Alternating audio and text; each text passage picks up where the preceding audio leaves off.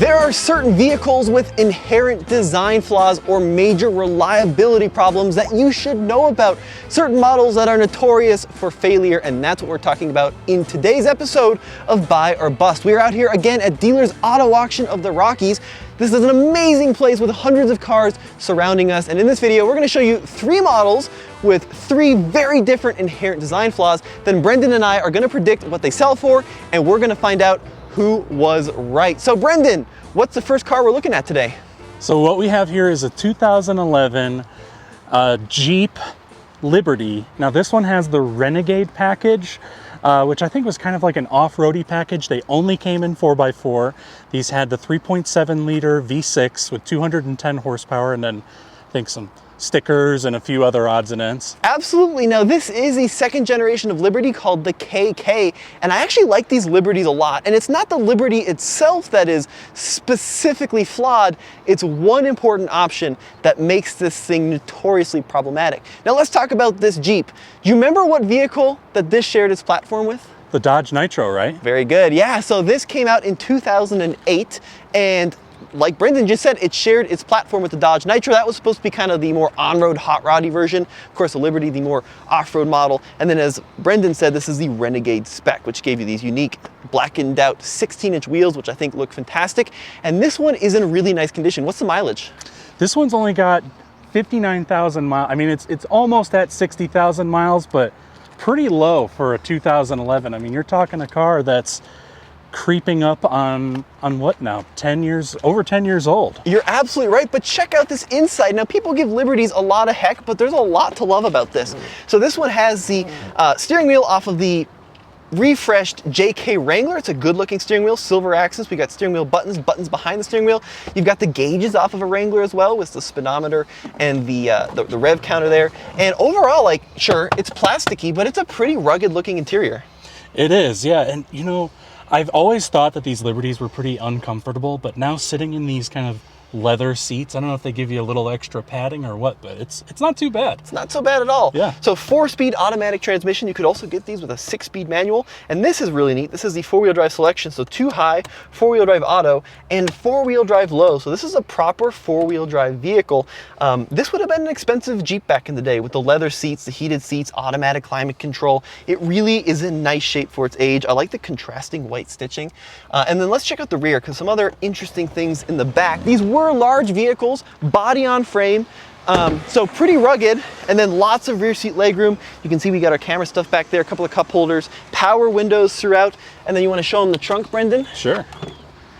And then in the back, squared off, right, super utilitarian. Seats fold down. This one has the Infinity premium sound system.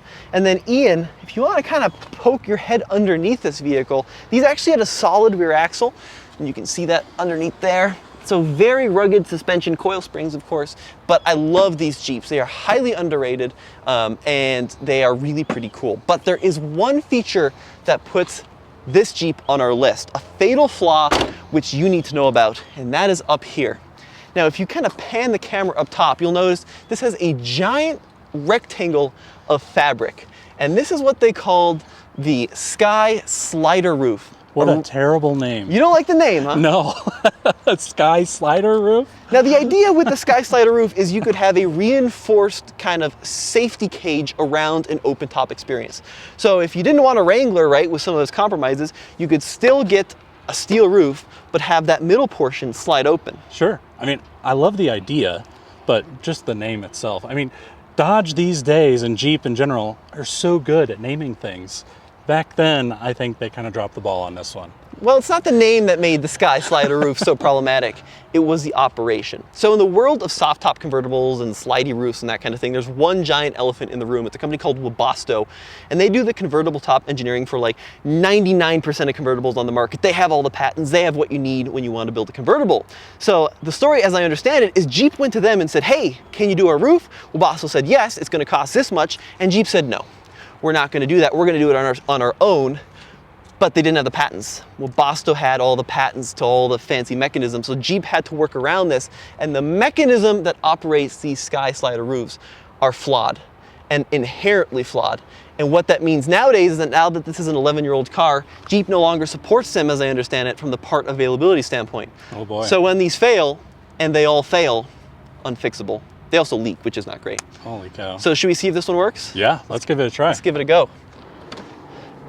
All right, so let's start up this 3.7. These engines are not amazing, but they're okay actually for what they are. You want to turn down that climate control. So here's the button, moment of truth. You ready? Would you look at that? Should we keep going? Does it go all the way back? I need to know. Ooh, some glue there. It's coming off a little bit. Oh, stuck. Starting to get a little stuck. Actually though, that's amazing. So I just spent all this time pooping on this top, but we seem to have found the only one that still works. And this is a great experience. So with the top open, you got a huge hole in your roof. Yeah, I think you can see little remnants though that this one might leak. Like right up here, you can kind of see that this headliner is a little exposed and maybe a little bit of water damage going on around it. Good spot, Brendan. That's why I bring you along, because you are the dealer expert guru. So pretty cool that this works. I think we should take it for a quick ride.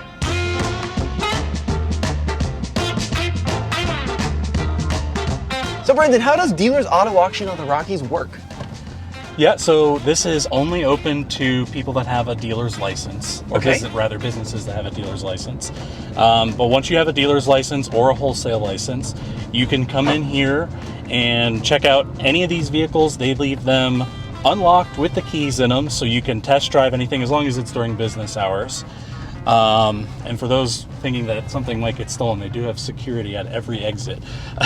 But yeah, you can test drive it, check it out, and it goes across the block on every Thursday, and you can bid on it. And some cars will have reserves on them, some cars will have no reserve. It just depends, and your goal is obviously to, as a dealer, try and get something as inexpensive as you can, so that way you can fix it up and sell it and make a profit. Now, judging by the stickers on this vehicle, this was probably on a dealer lot. Maybe the dealer couldn't sell it for whatever reason. Maybe it was priced wrong, but now it's ended up here where it'll be sold to another dealer, right? That's my guess, yeah. If you've got these big giant stickers on there, it's probably been advertised on a lot, especially with how low the miles are on this. I wouldn't be surprised if someone tried to have this for sale on their lot. I just missed a test track. Yeah. Now the cool thing too is like they do let you drive them. I mean, you can't take them at the highway speeds, but there's like this little acceleration zone. Yeah. So we can kind of wind out this 3.7 PowerTech V6 and the 4-speed automatic. You know, I gotta say, I am really impressed with this Jeep. I think it's pretty cool. Here we go, are you ready? Let's do it. Yeah, it's slow. I mean, it's fast enough to get you up a trail, right? Yeah, exactly right. It's not a performance machine, and that's one of the big complaints with these, is that they were a little underpowered and very unfuel efficient. But overall, I'm really digging this thing. I have to say, I love the convertible top, actually. The ride is good, the steering feels pretty good, and it's surprisingly not creaky or rattly in here. It's pretty well assembled. Yeah. I think the big question I'm gonna have is, will it close? Right, so Brendan, should we try this top? I think so. All right, let's see if it'll close. Here we go. You want to push the button, moment of truth? It's closing. Look at that. I think it's gonna do it. I'll be darned. We seem to have found the only... Wow, it works. Look at that. Pretty impressive. So, yeah. The top works. Clearly it's been a little leaky over the years. Now, my first question for you, would you buy or would you bust this one? What do you think? I would bust, simply because I don't have the garage space to park this in, because if it's leaking, I don't want to park that outside. Now, I'm going to take a little bit of an approach. I think that this thing is really cool. I love the four-wheel drive. It runs really well. I think it's a cool Jeep. I'm going to say buy, but what do you think it's going to sell for at auction? You know, based on what these things go for, I think you're going to get about 10K out of this when it goes across that auction block. I'm going to be a little more optimistic. 11.5 is my bet, so let's cut to that now and see what it sells for. All right, All right, Brendan, what's going on? Where's it starting? Let's see. They'll start with the asking price, and then they'll kind of slowly lower the price down until somebody finally says they'll go for it. So they started at 12. They're down to 10 now. Down to 9. They're still looking for a bidder. No one wants it yet. So it didn't sell. So it basically, what people do is they bring them to the auction with a reserve usually. And it got up to 82.50, and I don't know what the reserve was, but it didn't meet it. Well, it was worth a shot. Yeah. You were definitely closer at 10. I guess so. Yeah, I guess you could say even though it didn't sell, I was closer. Yeah, so you were closer. So you won the Jeep. I won the Jeep. But up next is the Mini. Let's see. And see how we do. Hopefully I'll pull through on a win on the Mini. Yeah. So next up on the list, we have one of my personal favorite cars of all time, and I know Brendan loves these as well. What are we looking at? This is a 2005 Mini Cooper. This is just a Cooper. It's a Justa, right? Didn't they call them Justa? Justa Coopers? Just the Cooper, I like that, exactly. Now this was a first generation of Mini when it returned after, you know, the original model. Yep. Yeah, and didn't these have a French engine in them, if I'm not mistaken? It was a Tri-Tech 4-cylinder, and I believe that these were built in like Brazil. Brazil, I want to say, yeah. It was an interesting little setup. 1.6 liter, not much over 100 horsepower in these models, but there were... I can remember how to open it. I know. Let's see your Mini Isn't it like going. over? Yep, it's over by the headlight. Yeah, these are weird. So the hood pop is on the right, on the passenger side, and then the actual catch is on the left. Now, yeah, 1.6 liter NA 4-cylinder, right around like 115 horsepower, something like that. Engines are pretty good on these, so fairly reliable. And then what did the Cooper S have? So the Cooper S had the supercharged engine. Those put out 160 horsepower. The thing I love about those is you get that nice whine with a tiny little car. It's not often you hear a supercharger on such a small little car like that. Oh, you're 100% right. Now, the fatal flaw is not making itself apparent yet, because the engine's pretty good. This is one issue with these Minis, is the headlights went up with the hood. And if you close the hood too hard, you can actually blow out the headlights, and they're super expensive to fix. This has got to be one of the last cars that I could think of that had the headlights built into the hood, because didn't they mandate shortly after that you couldn't have the headlight on a moving surface? There's all sorts of legislation around that. That's very true. So we're going to close this guy up. Now, I love these first gen BMW Minis. They're just fantastic to drive. They're fantastic to look at. They're the right size. This one has the cute little 16-inch wheels, which I think look good. It's missing its mirror caps. Yeah, it's don't they sell aftermarket mirror caps? So this way it's just ready for your personal customization, right? Ready for your personal customization, exactly right. And then one kind of fun fact about the rear of these cars, they did this car in clay. I think it was a Stephenson design actually, and at the last minute before he presented it to BMW, he realized he forgot to put an exhaust tip on it. So you know what his solution was? He slapped a beer can into the clay. And that's why that looks like the bottom of a beer can. You know, now that you say it, that totally does look like a beer can. And actually, he ripped the label off and slammed it in last minute. And it looks so good that the BMW board said, "Why did you spend so much time on the exhaust tip on this car?" That is an awesome And it was just the bottom of a beer can, yeah. This thing is locked. Let me unlock it. Now, this is an 05, so it would have been a facelifted version of this Mini. And by the way, these are called R50s if you get the non-supercharged, and then R53s if you get the supercharged model. Pretty good little trunk. Yeah, lovely little car. I love these cars a lot, except for this one. Should we take it for a ride and find out why? Sure, sounds good.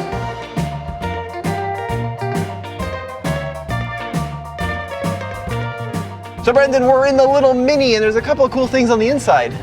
Yeah, the thing I've always found interesting is these cup holders right here. Now this one's a little worse for the wear, but you have these two little cup holders down here, but the story as it goes that I remember it is that Americans were complaining that we didn't have a cup holder big enough for our big gulps. And so Mini humored us by putting this big one right here in the center of the dash for us to use in America. I don't know if the European ones came with that or if that's just an American only thing. These also had issues where, first of all, you couldn't fit, like you said, bigger cups because it would hit the switch panel, and then they didn't do a good job of holding anything. They were a disaster. There's also one more back there at the rear. Now these interiors are so fun. I love the center-mounted speedometer. I love these kind of like aircraft-style switches, right? This is kind of a weird spec, so you don't have steering wheel controls, but you do have leather and heated seats.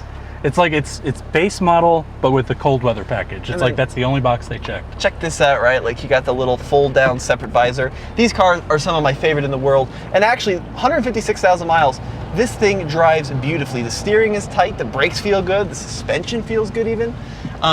But fatal flaw. Have you figured it out yet? You'll figure it out when I get on the test track pretty quickly. Okay. Well, I can say as far as a buyer goes, yeah. The fatal flaw, my preference, I mean, you can't buy a Mini Cooper with an automatic transmission, right? It's just not how it's meant to be. Well, that is one issue, but let's see if you can hear the problem. Are you ready? So far, so good. And that's the issue. Did you hear it? Oh, yeah, it like, the transmission hung up there a little bit, is that it? You know why it did? Why? Because this Mini has a CVT. Oh my gosh. Continuously variable transmission. No, they didn't. Yeah, so on the first generation Minis, if you got a standard Cooper with an automatic, they gave you a CVT transmission. I want to say it was a Getrag, something like that. And it's not so much the driving experience, which is a little bit ruined by the CVT as well, but these transmissions have a 100% failure rate. 100%. Is it just because Mini wanted to punish you for ordering it with the automatic transmission? I want to say it was something to do with packaging, sizing, and then also timing. I don't think they really ever intended this car to have an auto. It's kind of what I heard from the Mini folks. It was more like a North American thing. We got to give it an automatic. And the CVTs in these are junk. They're garbage. Most of them fail well before 100,000. Some fail as soon as 10 or 20,000 miles, even with fairly regular service. This one's made it 156,000, guaranteed to have an overhaul at least once. It's amazing that it still works. So an interesting piece of history, but CVT in the first gen non-S Coopers. Oh man, that's a good piece of buying advice right there. You know Another reason to avoid them. So Brendan, the first generation Mini non-S with a CVT, is it a buy it or a bust? Well, you know, with what you said about the transmission, I'm gonna have to go bust. If this was a manual, I would say buy all day long. Completely agree. Yeah, these are lovely little cars, but the CVTs are thousands to fix and replace when they go wrong, and they will go wrong, so it's gonna be a bust for me as well. But what do you think it's gonna sell for? You know, as nice as the interior is on this and as good a shape as it is for how old it is and how many miles it's got, I still think this is only gonna fetch maybe $2,000 at the auction. I'm gonna go a little more optimistic. Minis of this era are starting to appreciate a little bit. I'm gonna guess 3,500, betting that not a lot of folks know about the CVT and the issues, but let's see what happens. Guess we'll see who's right.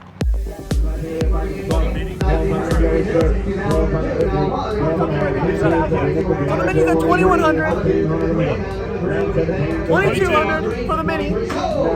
Sold it at $2,200. 2,200. Yep. I guess I win that one because I was at 2,000. And lastly, we come up to one of my favorite cars of all time, but one that you probably shouldn't buy for a number of reasons. A 2011 Range Rover, full-size Range Rover. And what's wrong with it? Oh, I think it's easier to list the things that aren't wrong with this one, to be honest with you. But yeah, you've got sunroof issues, suspension issues, interior trim issues. This thing is not very loved, that's for sure. Now, the fatal flaw, which I'm gonna list on this guy, is actually gonna be one that you talked about, but the suspension. So these had 4-corner air suspension, which are wonderful. Absolutely wonderful when they work, but they're pretty complicated. You got compressors, you got airbags, you got valve bodies throughout, and when they fail, they can be very expensive to set right. Now, the obvious solution is to convert them to coils, which is a little bit cheaper in some cases, but still pretty pricey. But as you can see on this model, we drove it here, you know, we've got it running, and it's not raising on the right side of the car. The left has got kind of a little bit of a list to it, and that's very common. So it could be a compressor issue, it could be an issue with one of the bags or one of the valve systems. It's just a very complicated system. Yeah, now I actually recently sold, I had a Range Rover Sport. Okay. So the smaller version of this, and it has that air suspension too, and that is the main reason why I sold this, because I was literally waking up in the middle of the night with nightmares of my suspension going bad on it and it having to cost me $4,000 to $5,000 to fix. Now this model is the full size. It's got a 5-liter supercharged V8, like a Jaguar supercharged V8 with over 500 horsepower, like 510. It's pretty potent. Pretty potent. Yeah, 2011 I think had a better transmission than some of the earlier ones. This is the L322 version of the Range Rover, which came out in the early 2000s, and by like 2012 I think was the final year, something along that lines. But this one's got a number of issues. Should we show them the dash and then run some codes? Yeah, sure. Let me get my little scan tool and we'll run those codes. Yeah, let's see what's broken. They give you a nice little cover over the OBD port, Brendan. Oh, how nice of them. Yeah. So the thing about these Range Rovers is you really have to maintain them. And I get the impression that this thing was not maintained. Do you get that as well? Oh yeah. I mean, it looked like somebody kicked the heck out of the back of one of these seats. Yep. There's, you know, sunroof not working. There's interior bits that are peeling and falling apart. Yeah, someone was mad at this vehicle. Oh, so we've got a transmission code, cruise control module, brake pedal position sensor, vehicle speed sensor, lost communication with the restraint control module, high-speed CAN communication, steering angle sensor module, that's not great, body control module, all-terrain. Are these just all the modules? The definition is not available. Transfer case. Is it just everything broken, or is your scan tool broken? I think that this thing is mechanically totaled is what it is. Dude, that is nuts. Push up again. So these are of course stored keys, but I don't think I'd buy this, would you? No. Yeah, this is, yeah, okay. Well, let's take it for a spin, see what it's like to drive, and then we'll make the decision. Okay. You want to drive it this time? Sure.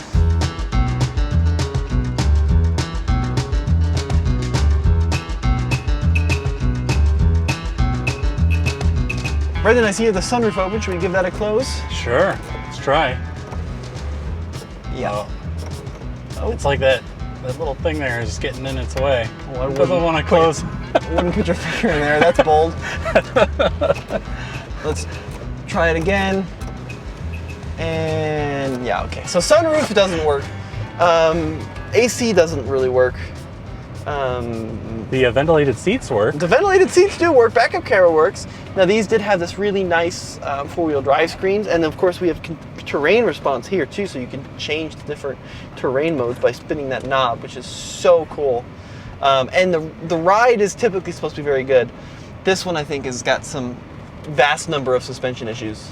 Well, the thing that I think is interesting too, way back in 2011, they were doing a full screen instrument cluster. So you don't have any traditional gauges here. It's just one full screen.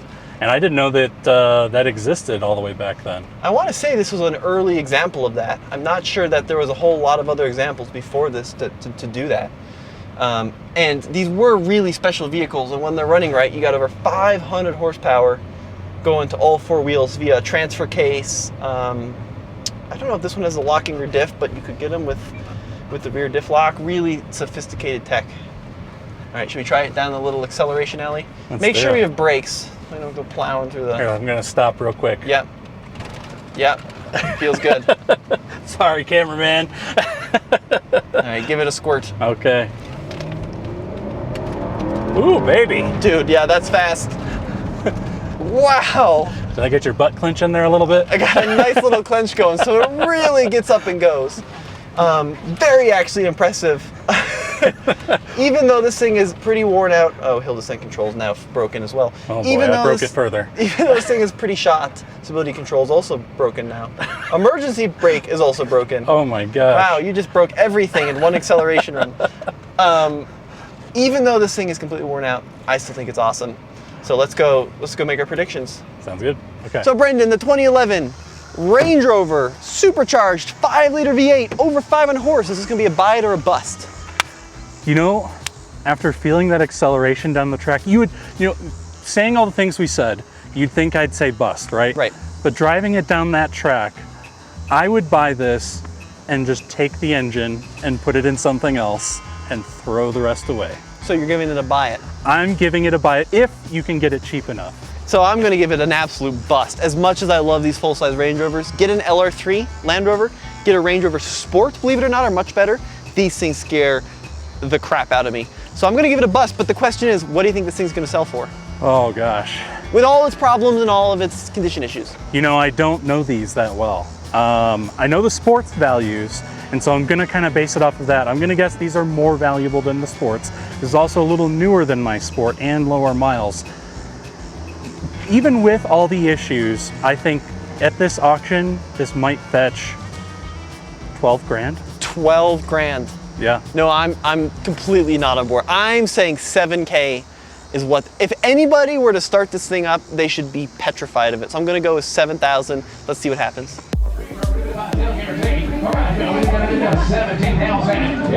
So they open it up at 17, that's their asking price. And it is quickly falling. What are we down to? Down to 14 now. But still, I don't think anybody's raised their hand yet. 13.